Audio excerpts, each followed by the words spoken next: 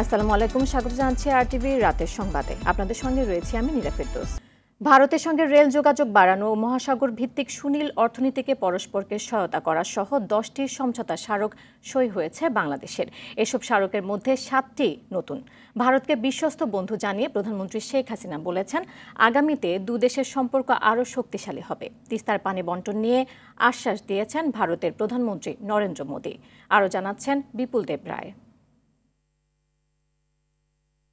নতুন সরকার গঠনের পর প্রথম বিদেশি অতিথি হিসেবে প্রধানমন্ত্রী শেখ হাসিনার সঙ্গে নয়াদিল্লির হায়দ্রাবাদ হাউসে দ্বিপক্ষীয় বৈঠক করলেন ভারতের প্রধানমন্ত্রী নরেন্দ্র মোদী। এই সময় দুই দেশের মধ্যে রেল যোগাযোগ বাড়ানো, মহাসাগর ভিত্তিক সুনীল অর্থনীতি ও তথ্য প্রযুক্তি খাতে সহায়তা সহ 10টি সমঝোতা স্মারক সই হয়। পরে দুই সরকার প্রধানের মধ্যে একান্ত বৈঠক হয়। বাংলাদেশের স্বার্থকে ভারত সর্বোচ্চ অগ্রাধিকার দেয় জানিয়ে মোদী বলেন, তিস্তার পানি বণ্টন নিয়ে ভারতে একটি কারিগরি দল শিগগির ঢাকা সফর করবে। बांग्लादेश में तीस्ता नदी के संरक्षण एवं प्रबंधन पर बातचीत के लिए शीघ्र ही एक टेक्निकल टीम बांग्लादेश का दौरा करेगी। ফলপ্রসূ বৈঠক হয়েছে জানিয়ে প্রধানমন্ত্রী শেখ হাসিনা বলেন, পারস্পরিক সহযোগিতায় ঢাকা দিল্লি একমত হয়েছে। ভারতেরও নতুন সরকার, আমাদেরও বলতে গেলে নতুন সরকার, যদিও আমরা প্রায় 5 মাস অতিক্রম করেছি, 6 মাস চলছে, তারপরেও এই যে আমাদের নবযাত্রা শুরু হয়েছে উন্নয়নের পথে, বন্ধুত্বের পথে। বঙ্গবন্ধু কন্যা বলেন, শান্তিপূর্ণ ও সমৃদ্ধ ভবিষ্যৎ নিশ্চিত করতে রূপকল্প ঘোষণা করেছে দুই দেশ। আমি মনে করি যে আমাদের দুই দেশের বন্ধুত্বপূর্ণ সম্পর্ক রেখে আমাদের কর্মপদ্ধতি নির্দিষ্ট করে আমরা যদি এগিয়ে যাই, অবশ্যই এই সুনির্দিষ্ট লক্ষ্য আমরা অর্জন করতে সক্ষম হব। ভারতে 2 দিনের সরকারি সফর শেষে দেশে ফিরেছেন প্রধানমন্ত্রী শেখ হাসিনা। শনিবার রাত 8টা 25 প্রধানমন্ত্রী ও তার সফর সঙ্গীদের বহনকারী ফ্লাইটটি হযরত শাহজালাল বিমানবন্দরে অবতরণ করে। বিপুল দেবরাই, আরটিভি, ঢাকা। রাজনীতিবিদদের দুর্নীতিবাজ প্রমাণের জন্য একটি গোষ্ঠী অপতৎপরতা চালাচ্ছে, এমন অভিযোগ করে আওয়ামী লীগ সাধারণ সম্পাদক ওবায়দুল কাদের দুর্নীতির বিরুদ্ধে সরকারি জিরো টলারেন্স অবস্থানের কথা সাফ জানিয়ে দেন। সকালে রাজধানীর সোহরাওয়ার্দী উদ্যানে দলটির 75তম প্রতিষ্ঠা বার্ষিকীর অনুষ্ঠান স্থল পরিদর্শন শেষে তিনি এসব কথা জানান। এদিকে দলটির প্লাটিনাম জয়ন্তীকে ঘিরে শেষ মুহূর্তে প্রস্তুতি সম্পন্ন হয়েছে। শাকিলা করিমের রিপোর্ট, থাকছে এরই বিস্তারিত। আওয়ামী লীগের 75তম প্রতিষ্ঠা বার্ষিকী উদযাপনের জন্য প্রস্তুত সোহরাওয়ার্দী উদ্যান। আয়োজনের কোনো কমতি নেই। প্লাটিনাম জয়ন্তীকে ঘিরে কেন্দ্র থেকে তৃণমূল পর্যন্ত শেষ মুহূর্তের প্রস্তুতির কথা জানান উচ্ছ্বসিত নেতাকর্মীরা। বড় জনসমুদ্রে রূপান্তর হবে এবং তার জন্য কর্মী বাহিনী সব প্রস্তুত আছে এবং সাজে সজ্জিত হয়ে তারা এই জায়গায় আসবেন। এই উৎসব মুখর পরিস্থিতিতে কোনো রকম যাতে বিশৃঙ্খলা না হতে পারে সেই জন্য বাংলাদেশ আওয়ামী লীগ থেকে সর্বরকমের প্রস্তুতি গ্রহণ করা হয়েছে। শনিবার সকালে কেন্দ্রীয় নেতৃবৃন্দকে সঙ্গে নিয়ে অনুষ্ঠান স্থল ঘুরে দেখেন আওয়ামী লীগ সাধারণ সম্পাদক ওবায়দুল কাদের। এ সময় তিনি বলেন, রাজনীতিবিদদের দুর্নীতিবাজ প্রমাণের জন্য অপতৎপরতা চালাচ্ছে একটি গোষ্ঠী। পলিটিশিয়ানরা ব্যর্থ, এটা প্রমাণ করার জন্য এক শ্রেণীর লোক আজকে বাংলাদেশে তৎপরতা চালাচ্ছে। অসৎ ব্যবসায়ী ও দুর্নীতিবাজদের বিরুদ্ধে সরকারের জিরো টলারেন্স অবস্থানের কথাও সাফ জানিয়ে দেন আওয়ামী লীগ সাধারণ সম্পাদক। সৎ ব্যবসা করতে তো আপত্তি নেই, অসৎ ব্যবসায়ীদের বিরুদ্ধে আমাদের জিরো টলারেন্স, দুর্নীতির বিরুদ্ধে আমাদের জিরো টলারেন্স। 75 বছরের প্রাচীন দল আওয়ামী লীগ মানুষের সঙ্গে আছে, ভবিষ্যতেও থাকবে জানিয়ে কাদের বলেন, সাম্প্রদায়িক জঙ্গিবাদী শক্তিকে পরাজিত করে অসাম্প্রদায়িক দেশ গঠন এবং দলের নির্বাচনী ইশতেহার বাস্তবায়নই সরকারের লক্ষ্য। শাকিলা করিম, আরটিভি, ঢাকা। হঠাৎ অসুস্থ হয়ে রাজধানী এভারকেয়ার হাসপাতালে করোনারি কেয়ার ইউনিট সিসিইউতে চিকিৎসাধীন অবস্থায় আছেন বিএনপি চেয়ারপারসন বেগম খালেদা জিয়া। প্রায় প্রতি ঘণ্টায় মেডিকেল বোর্ডের বিশেষজ্ঞ চিকিৎসকদের নিবিড় পর্যবেক্ষণে আছেন বেগম জিয়া, এমনটা জানিয়েছেন তার ব্যক্তিগত চিকিৎসক অধ্যাপক ডাক্তার AZM জাহিদ হোসেন। গেল রাত 3:30টার দিকে তাকে রাজধানীর এভারকেয়ার হাসপাতালে নেওয়া হয়। দীর্ঘদিন ধরে আর্থ্রাইটিস, হৃদরোগ, ফুসফুস, লিভার, কিডনি, ডায়াবেটিস সহ বিভিন্ন জটিলতায় ভুগছেন খালেদা জিয়া।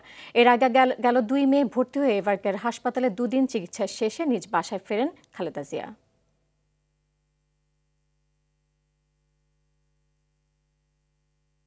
প্রতিহিংসার কারণে বেগম জিয়াকে উন্নত চিকিৎসা থেকে বঞ্চিত করেছে সরকার। এমন গণতন্ত্র থাকলে বেগম জিয়ার মানবাধিকার লঙ্ঘন হতো না বলে মন্তব্য করেছেন বিএনপির সিনিয়র যুগ্ম মহাসচিব অ্যাডভোকেট রুহুল কবির রিজভী আহমেদ। শনিবার সন্ধ্যায় রাজধানীর নয়াপল্টনে বিএনপির কেন্দ্রীয় কার্যালয়ে এক সংবাদ সম্মেলনে এ মন্তব্য করেন। তিনি বলেন, যারা অবৈধভাবে আওয়ামী লীগকে ক্ষমতায় এনেছে তাদের লুটপাট করার সুযোগ দিয়েছে সরকার। আগামীকাল রবিবার দেশের মহানগর ও জেলা শহরে খালেদা জিয়ার সুস্থতা কামনায় দোয়া অনুষ্ঠিত হবে বলে জানান তিনি।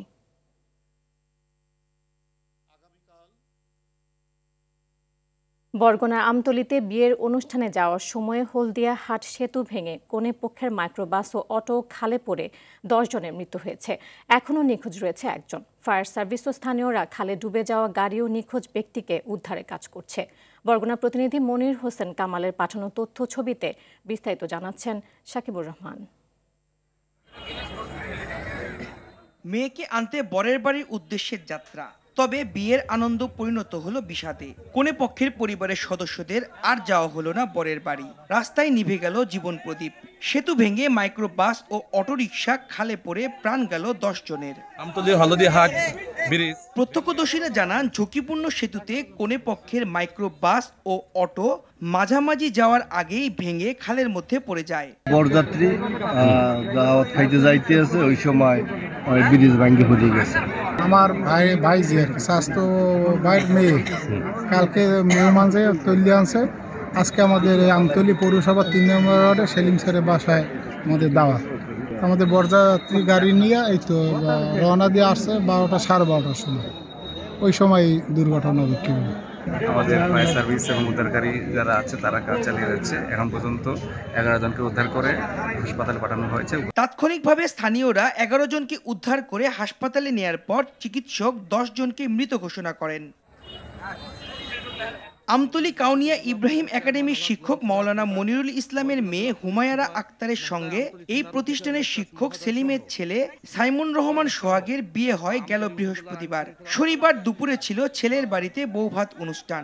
বেলা 1:30টার দিকে কনে পক্ষের অতিথিরা আমতলী উপজেলার হলদিয়া গ্রামে মাইক্রোবাস ও অটো গাড়িতে আমতলী পৌরসভার নতুন বাস স্ট্যান্ডের উদ্দেশ্যে রওনা দেয়। পথে বেলা 1:45টার দিকে হলদিয়া হাট সেতু ভেঙে দুর্ঘটনা ঘটে। এ ঘটনায় এলাকায় শোকের ছায়া নেমে এসেছে। শাকিবুর রহমান, RTV।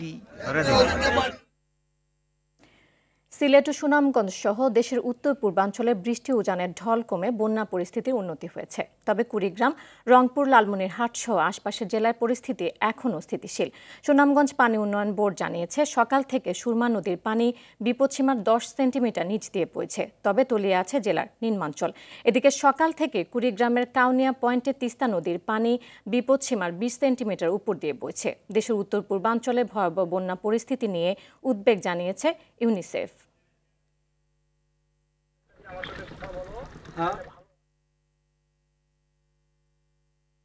সাপে কাটা রোগীদের জন্য দেশের সব জেলা ও উপজেলায় পর্যাপ্ত অ্যান্টিভেনম মজুদ রয়েছে বলে জানিয়েছেন স্বাস্থ্যমন্ত্রী সামন্তলাল সেন। সকালে এক ভিডিও বার্তায় রাসেলস ভাইপার সাপ নিয়ে আতঙ্কিত না হওয়ার পরামর্শ দেন তিনি। বলেন, রোগীদের চিকিৎসার জন্য সব জেলা উপজেলায় পর্যাপ্ত অ্যান্টিভেনম সহ সব উপকরণ পাঠানো হয়েছে। এ ব্যাপারে ডাক্তার, নার্স সহ স্বাস্থ্যকর্মীদের প্রশিক্ষণও দেওয়া হচ্ছে।